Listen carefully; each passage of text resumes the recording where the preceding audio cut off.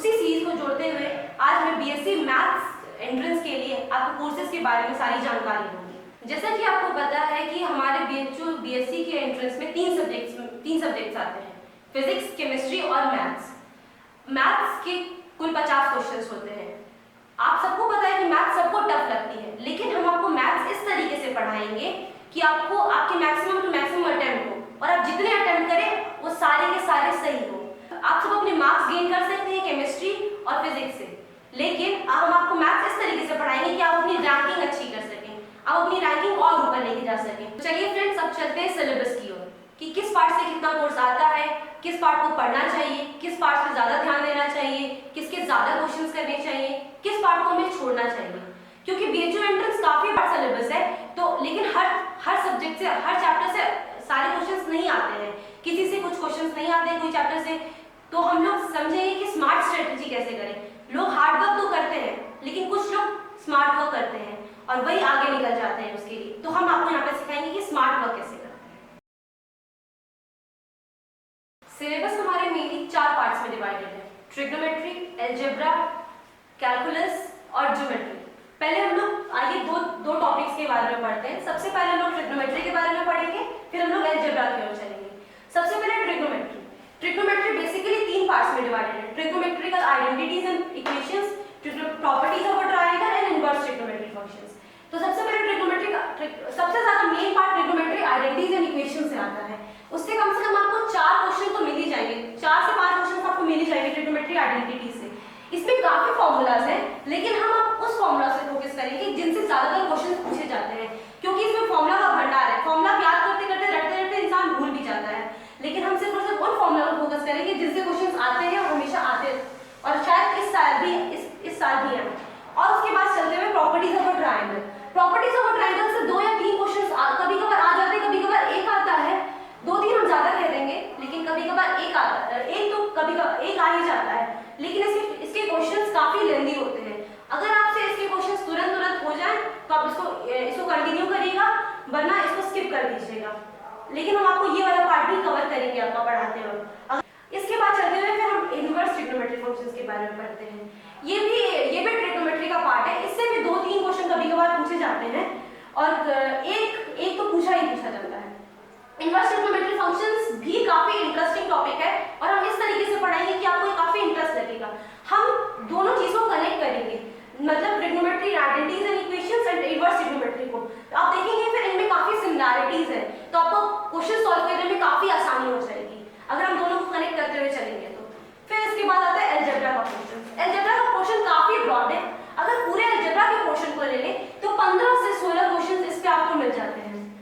15 से 16 काफी मायने रखते हैं। और उसके पार्ट्स है complex and quadratic equations, matrices and determinants, permutation and combinations, binomial theorem, sequence and series, statics and probability and sets and relations and functions. सबसे पहले बात करते हैं complex and quadratic equations.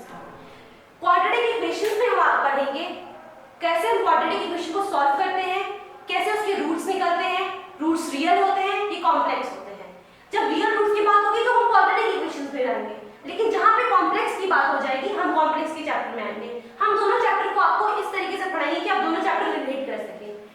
Quadratic equations में आप दो तीन तरीके से देखेंगे कि किस तरीके से रूट्स निकालते हैं। एक श्रीधराचार्य मेथड आता है, एक फैक्टराइजेशन का मेथड आता है, और आपको काफी इंटरेस्ट आएगा इस चैप्टर को पढ़ने में। इससे 1 या 2 क्वेश्चन पूछा जाता है हमेशा।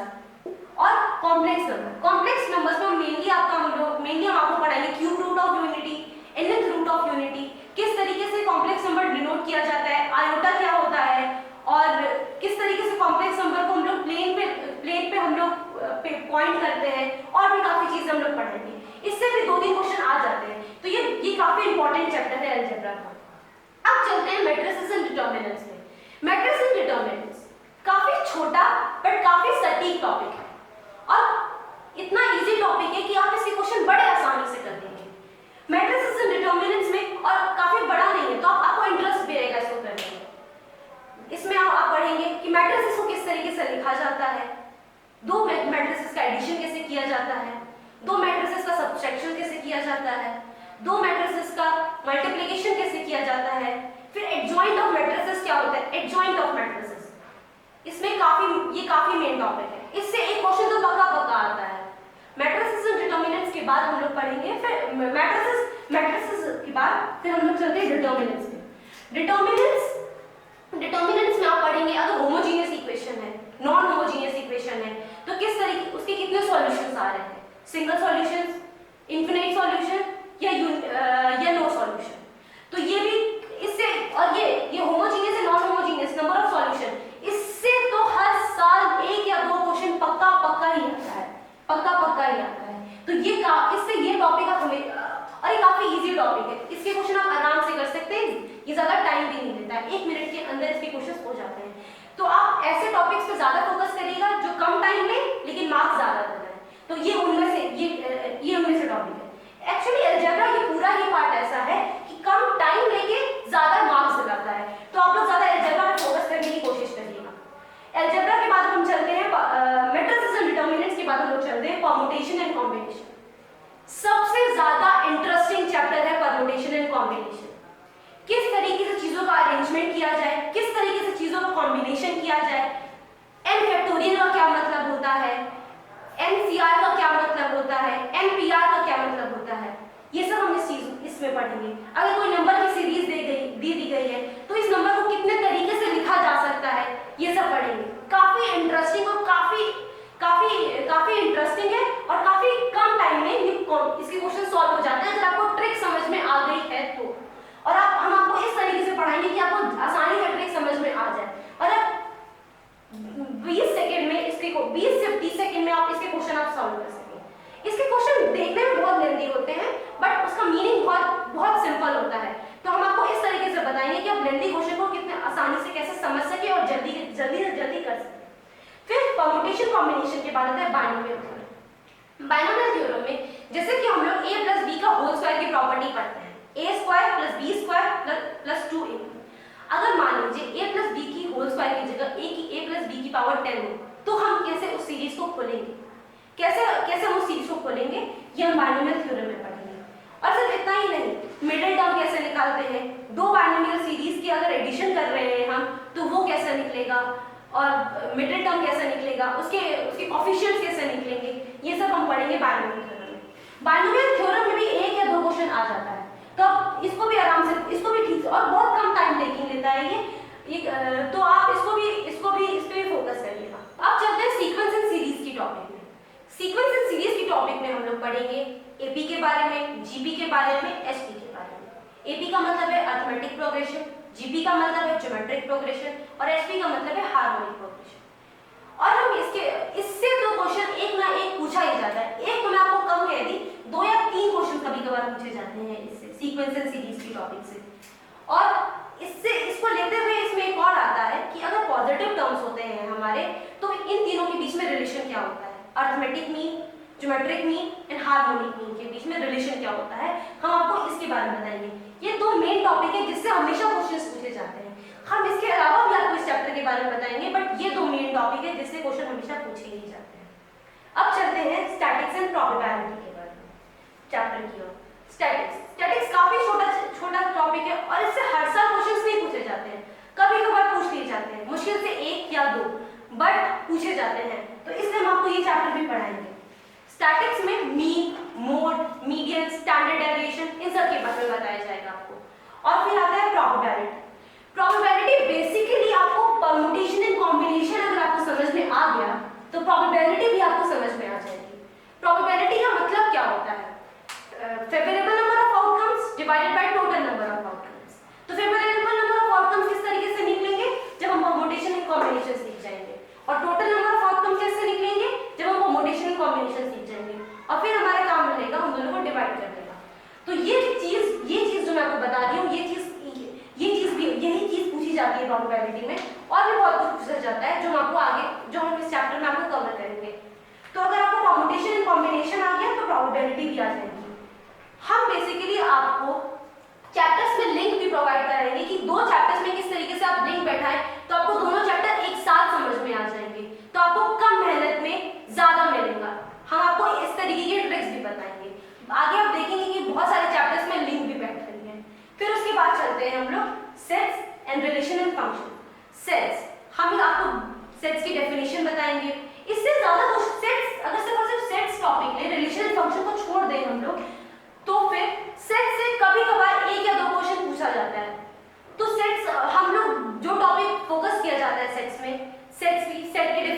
होती है, यूनियन ऑफ सेट्स क्या होता है, इंटरसेक्शन ऑफ सेट्स क्या होता है, इसके बारे में हम आपको सेट्स में बताएंगे। उसके बाद रिलेशन एंड फंक्शन। रिलेशन अलग चीज होती है एंड फंक्शन अलग चीज होती है, लेकिन इसको कंबाइन करके एक चैप्टर बनता है रिलेशन एंड फंक्शन। फंक्शन का डेफिनेशन क्या होता है, कितने तरीके के फंक्शंस होते हैं, लॉगरिथमिक फंक्शंस होता है, ट्रिग्नोमेट्रिक फंक्शन होता है, फिर से एक लिंक आ गया इस चैप्टर में। और भी बहुत सारे फंक्शंस के बारे में पढ़ाएंगे, जैसे मॉडुलस फंक्शन और भी बहुत सारे फंक्शंस। और फिर हम लोग आपको 2-3 ग्राफ्स के बारे में बताएंगे कि किस तरीके से आप ग्राफ बना के मैक्सिमम कैलकुलेशन से बच के आप ग्राफ बना के 5 मिनट का क्वेश्चन 50 सेकंड में सॉल्व कर लिया, 1 मिनट के अंदर अंदर आप सॉल्व कर लें। तो ये रहा हमारा ट्रिग्नोमेट्री और अलजेब्रा का पोर्शन। अब हम चलते हैं बाकी के सिलेबस के बारे में। कैलकुलस एंड कोऑर्डिनेट ज्योमेट्री दोनों के दोनों बहुत ही मेन और ब्रॉड टॉपिक है, इनसे काफी क्वेश्चन पूछे जाते हैं। केवल कैलकुलस के पार्ट को ही ले लें तो इससे 13 से 14 क्वेश्चन, कभी कभार 20 तक भी आ जाते हैं। तो कैलकुलस मेनली 3 पार्ट्स में डिवाइडेड है, limits, continuity and differentiability, integral calculus and differential equation.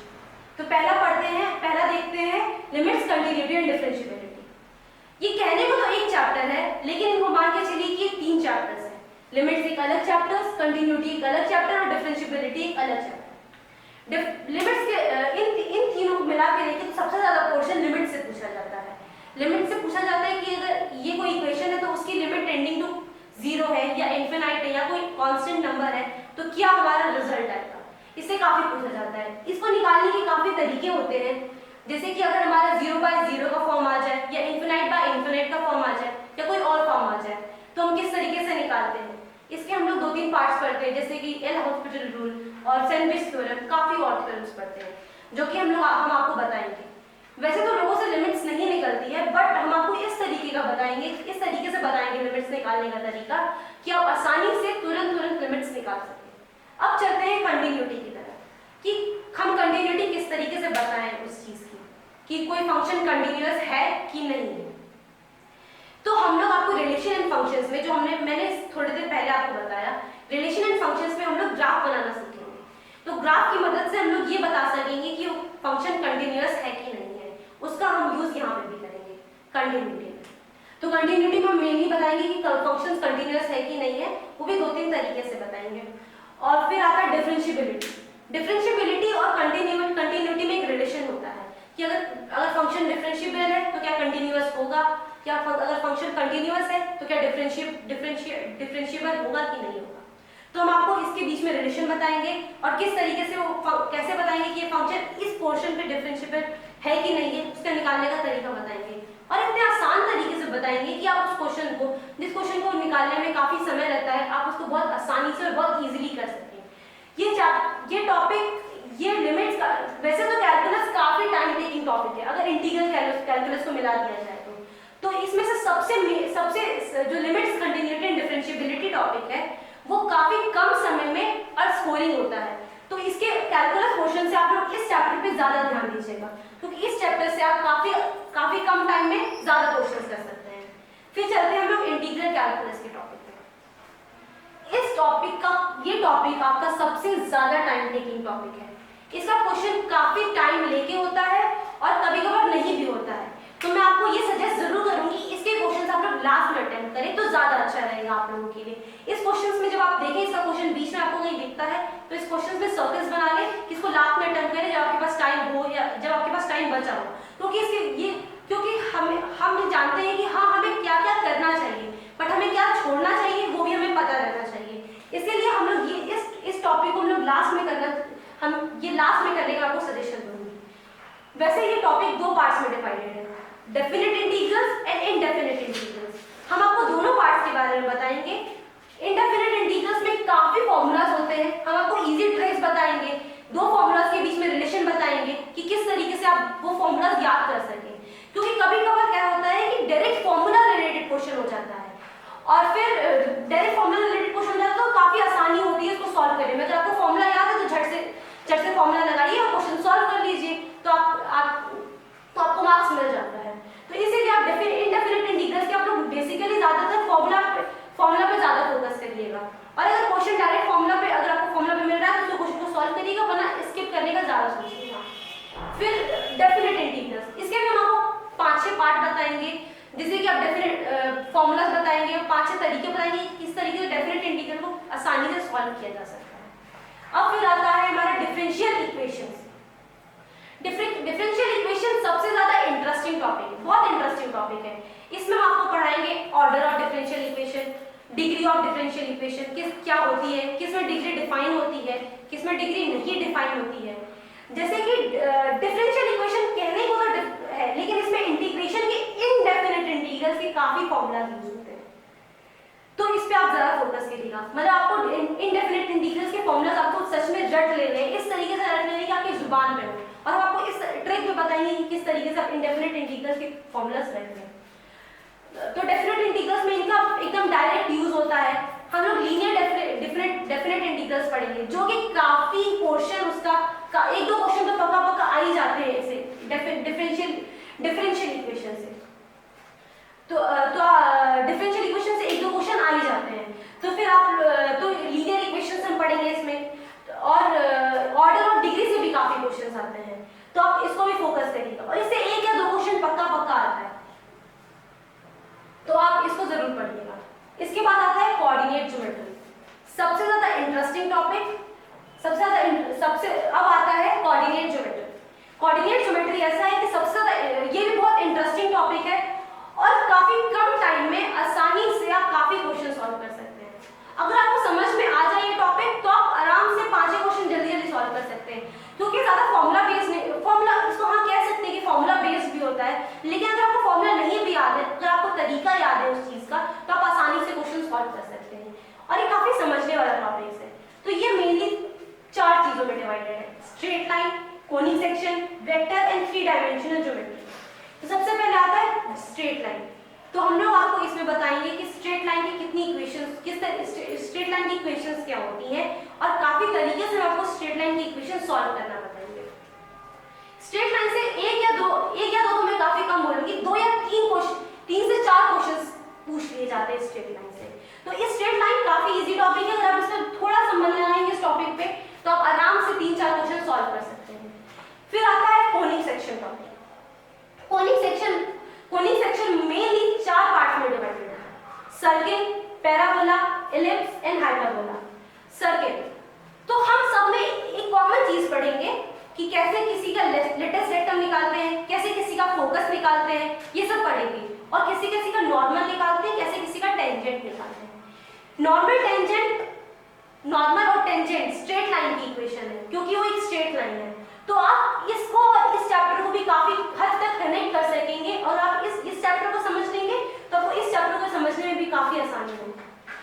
तो सर्किल में हम लोग पढ़ेंगे इंटरसेक्शन ऑफ 2 सर्किल, कि अगर दो सर्किल ऑर्थोगोनल इंटरैक्ट कर रहे हैं तो क्या इक्वेशंस बनती हैं, और ये ऑर्थोगोनल इंटरसेक्शन सर्किल का एक क्वेश्चन तो पक्का हर साल आता है, तो आप इस टॉपिक को जरूर फोकस करिएगा। इन चारों टॉपिक में फिर सर्किल हो गया, फिर आता है पैराबोला। पैराबोला के भी लेटेस्ट रेक्टम के बारे में बात करेंगे, फोकस के बारे में बात करेंगे, टेंजेंट के बारे में बात करेंगे, उसके नॉर्मल के बारे में बात करेंगे, और हम 2-3 तरीके से उनके नॉर्मल को निकालना सीखेंगे, उनके टेंजेंट को निकालना सीखेंगे। फिर आता है इलिप्स। एक्चुअली ये चारों चीजें आपस में कनेक्टेड है, बस इनकी इक्वेशंस अलग हैं, और सब में सेम प्रोसेस इन्वॉल्व होगा। तो अगर आपने पैराबोला का सीख लिया निकालना, तो आप इलिप्स का भी निकालना सीख लेंगे, आप हाइपरबोला का भी निकालना सीख लेंगे। इलिप्स में भी हम लोग पढ़ेंगे नॉर्मल कैसे निकालते हैं किसी चीज का, मतलब इलिप्स का नॉर्मल कैसे निकालेंगे, और इलिप्स का टेंजेंट किस तरीके से निकालेंगे हम लोग, टेंजेंट की इक्वेशन और टेंजेंट नॉर्मल की इक्वेशन। कई बार, मेनली हर बार ही आपको इलिप्स की इक्वेशन पूछ देता है और हाइपरबोला की इक्वेशन पूछ देता है, तो आप हाइपरबोला की इक्वेशन भी पूछ देता है, और हाइपरबोला के नॉर्मल की इक्वेशन भी पूछ देता है, और हाइपरबोला के टेंजेंट की इक्वेशन भी पूछ देता है। तो हम आपको इस तरीके से बताएंगे कि आप डायरेक्टली उसको पुट करें और निकाल लें, तो आपको काफी इजी तरीके से बताएंगे कि आप कैसे इन चारों पार्ट को सॉल्व कर सकें। फिर चलते हैं, हम लोग आता है, फिर वेक्टर आता है हमारा। वेक्टर काफी मेन टॉपिक है, और ये भी काफी इंटरेस्टिंग टॉपिक है। वेक्टर में आप पढ़ेंगे कि कैसे किसी 2 वेक्टर का एडिशन होता है, और फिर किस तरीके से वेक्टर लिखा जाता है, कि वेक्टर में स्केलर और उसकी डायरेक्शन दोनों होती है। तो वेक्टर में हम पढ़ेंगे कैसे किसी 2 वेक्टर्स का डॉट प्रोडक्ट कैसे निकालते हैं, फिर कैसे किसी का क्रॉस प्रोडक्ट निकालते हैं, कैसे किसी का वेक्टर ट्रिपल प्रोडक्ट निकालते हैं और स्केलर ट्रिपल प्रोडक्ट निकालते हैं। वेक्टर ट्रिपल प्रोडक्ट और स्केलर ट्रिपल प्रोडक्ट से हर साल 1 या 2 क्वेश्चन जरूर पूछा जाता है, तो आप इस टॉपिक पे पक्का फोकस करिएगा, तो आपके 1-2 क्वेश्चन पक्के हो जाएंगे इससे, कि आपके 1-2 क्वेश्चन इससे तो सही होंगे। और एकदम फॉर्मूला बेस्ड है कि बस जस्ट फॉर्मूला रखिए और आंसर आ गया आपका, तो आपको ज्यादा इसमें मेहनत करने की भी जरूरत नहीं होगी। तो आपको इसके फॉर्मूला लर्न हो गए तो फिर आप आराम से कर सकते हैं, और ये काफी हद तक आप बिना फॉर्मूला लर्न भी किए कर सकते हैं, अगर आपको इसका प्रोसेस पता है कि किस तरीके से निकालते हैं। बट अगर आप फॉर्मूला लर्न कर लेंगे तो आपका टाइम सेविंग रहेगा और आप आसानी से उस क्वेश्चन को सॉल्व कर सकेंगे। तो मैं आपको राय दूंगी कि आप फॉर्मूला लर्न करें।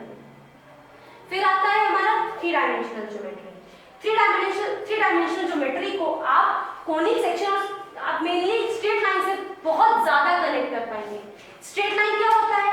2 डायमेंशन में, मतलब इस ब्लैक बोर्ड में आप किस तरीके से डायग्राम बना सकते हैं। बट 3 डायमेंशनल क्या होता है? आप अपने रूम को देखिए, उसमें आपको लेंथ दिखेगा, ब्रेथ दिखेगा और हाइट दिखेगा। आप तीनों को किस तरीके से कनेक्ट कर सके, तो बस 2 डायमेंशनल चीजों को आप 3 डायमेंशनल में कैसे देखेंगे वो चीज हम बताएंगे। तो आप काफी हद तक स्ट्रेट लाइन को और 3 डायमेंशनल ज्योमेट्री को कनेक्ट कर सकेंगे। तो हम आपको कनेक्शन करते हुए बताएंगे, जिससे कि आपको फॉर्मूलाज लर्न करने में बहुत आसानी होगी, और आप इन दोनों चैप्टर को कनेक्ट करेंगे तो इसमें सिर्फ और सिर्फ 2 टर्म आएगा, x और y का, मतलब 2 डायमेंशन का, और इसमें ऐड हो जाएगा आपका 3 डायमेंशन, मतलब z ऐड हो जाएगा। तो बस आपको फॉर्मूला में z की वैल्यू और ऐड करनी होगी और बाकी का बाकी पूरा ऐसे होगा। तो इसमें आप पढ़ेंगे कोसाइन रेशियो, डायरेक्शन रेशियोज, काफी इजी चैप्टर पढ़ेंगे, और इससे भी 2 या 3 क्वेश्चन मेनली आ ही जाता है। तो फिर तो इसको आप आसानी से और काफी कम समय में इसको आप सॉल्व कर सकेंगे। तो तो ये भी चैप्टर, ये जो कोऑर्डिनेट ज्योमेट्री का क्वेश्चन है, वो भी काफी कम समय में आप काफी ज्यादा क्वेश्चन सॉल्व कर सकेंगे। तो मैं आपको बोलूंगी कि इस क्वेश्चन को आप काफी अच्छे से पढ़िएगा। आपका अलजेब्रा, ट्रिग्नोमेट्री और कोऑर्डिनेट ज्योमेट्री क्वेश्चन काफी कम टाइम में आप ज्यादा क्वेश्चन कर सकते हैं, और इन कैलकुलस के क्वेश्चन में आप इन दोनों लिमिट्स, कंटिन्यूटी एंड डिफरेंशिएबिलिटी और डिफरेंशियल इक्वेशन भी आप काफी कम टाइम में आप ज्यादा सॉल्व कर सकते हैं। बट इंटीग्रल कैलकुलस को आपको काफी समय देना पड़ेगा। तो आप मेनली इन टॉपिक्स पे ज्यादा फोकस करिए, जो कम टाइम में ज्यादा क्वेश्चंस कर सकते हैं। आप इनको भी फोकस करिए, लेकिन आप लास्ट में भी फोकस करिएगा, ताकि आपके ज्यादा मार्क्स गेन हो सके। 50 क्वेश्चंस आते हैं मैथ्स में, तो आपके पास इतना टाइम नहीं बस रहता है, क्योंकि आपको केमिस्ट्री और फिजिक्स का क्वेश्चन भी सॉल्व करना होता है, तो आपके पास इतना टाइम नहीं होता है कि आप पूरे क्वेश्चन सॉल्व कर सकें। तो मैं आपको यही सजेस्ट करूंगी कि पहले आप कोऑर्डिनेट ज्योमेट्री की क्वेश्चन सॉल्व करें, फिर आप अलजेब्रा के सॉल्व करें, फिर आप ट्रिग्नोमेट्री सॉल्व करें, फिर कैलकुलस पे जाएं। बट आप उन तीनों में इधर सीक्वेंस चेंज भी कर सकते हैं अपने इंटरेस्ट के हिसाब से। बट मैं आपको ये सजेस्ट करूंगी कि इंटीग्रल कैलकुलस के आप लास्ट में क्वेश्चन सॉल्व करें। तो ये था हमारा बीएससी मैथ्स का सिलेबस, जो हम आपको आगे पढ़ाएंगे, जो आपको हमारी आगे आने वाली वीडियोस में मिलेंगी। इसके लिए आप इस चैनल को सब्सक्राइब करिए और बेल आइकन दबाना ना भूलिए। और अगर आपको ये वीडियो अच्छी लगी हो तो उसको लाइक और शेयर जरूर करिए। और अगर आपको इसमें कोई क्वारीज हो, कोई आपको चीज समझ में ना आई हो, या वीडियो से रिलेटेड कुछ चीज पूछनी हो, तो कमेंट बॉक्स में कमेंट करें। Thank you.